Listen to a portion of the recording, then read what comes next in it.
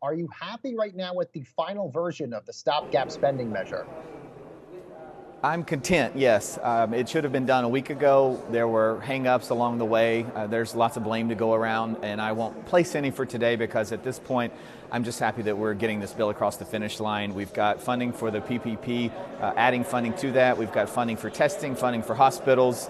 Yes, it could have been done a week ago, but it will be done today. We've got a vote coming up in the next hour on a commission that Speaker Pelosi wants to investigate the response, and then after that vote, we'll vote on the extra funding for the PPP, and then we'll be done probably around 5 p.m. today. Congressman, Senate Majority Leader Mitch McConnell is trying to put the brakes potentially on a fourth stimulus package here.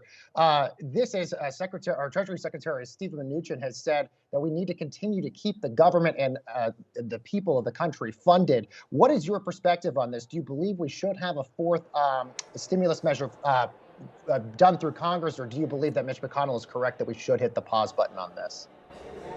The answer to your question is yes, we should have another one, and yes, we should hit the pause button as well.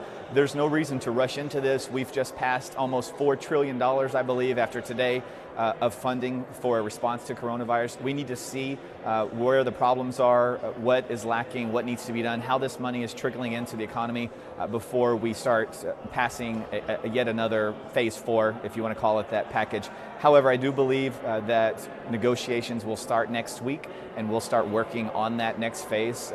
So I think, yes, we need to pass something else, but we also need to make sure we're doing it the right way and make sure we see just how the current passage, the current monies trickle out throughout the economy. I also wanted to get your take on what Mitch McConnell had said yesterday, that he would rather see states explore bankruptcy than doling out more federal aid dollars. I'm curious, Congressman, what you make of that, and should state and local governments be supported in future spending bills?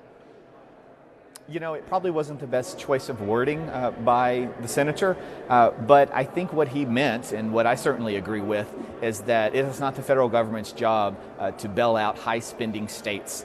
Look at New Jersey. They had huge problems with their budget long before coronavirus hit. Now they're expecting the federal government to bail them out, and I suspect they'd like us to help them with the problems that existed before this virus hit. So we're going to have situations around the country where states are seeking help from the federal government. Some of that help may be justified, but if you go to places like California, where they're spending money, state dollars on things that my former colleagues in the Texas State House would never spend state dollars on, it's going to be hard for me to convince my constituents back home that their U.S. taxpayer dollars need to go to California to fund programs that have grown out of control over the years, and that now state legislators in California are saying, send us federal dollars and help us make up for this big loss. I agree, we've got some serious issues with respect to monies lost from coronavirus, but you've got so many instances where state budgets were already out of control to begin with, and now they're coming to the federal trough asking for a bailout, and I think that's what Senator McConnell is saying, that we need to be careful about saying, yes, states, we're going to bail you out, whatever your problem is.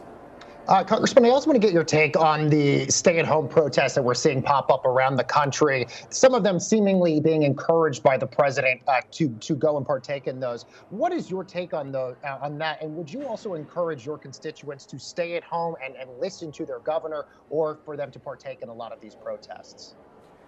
You know, I would tell my constituents to listen to my governor, but if my governor was the Michigan governor, I probably wouldn't tell them that. So it kind of depends on the state. I understand the frustration. I have constituents that are saying, hey, we're not seeing the sicknesses that we're seeing in places like New York. We're staying home like they're staying in New York. Why are we not sick here? There's all kinds of explanations for why that is, but I think that the frustration level is simmering to a boil. In Texas, people are fed up. They want to get back open. Governor Abbott knows that, and he also has done such a great job handling the crisis in Texas that I think we'll be in a better position to potentially open up. But then you go to other states where big mandates are coming out from the states, from the governor. They're just making people uncomfortable. You go to liberal cities in states that have conservative governors, such as the city of Atlanta. They have a Democrat mayor, Republican governor. They've clashed a bit. In Texas, we have a Democrat-leading liberal city of Austin, where they're mandating masks to be worn. We don't have that mandate across all of Texas. And I think people, freedom-loving conservatives that I represent, are just a little uncomfortable with the government telling them to do things like you cannot leave your house.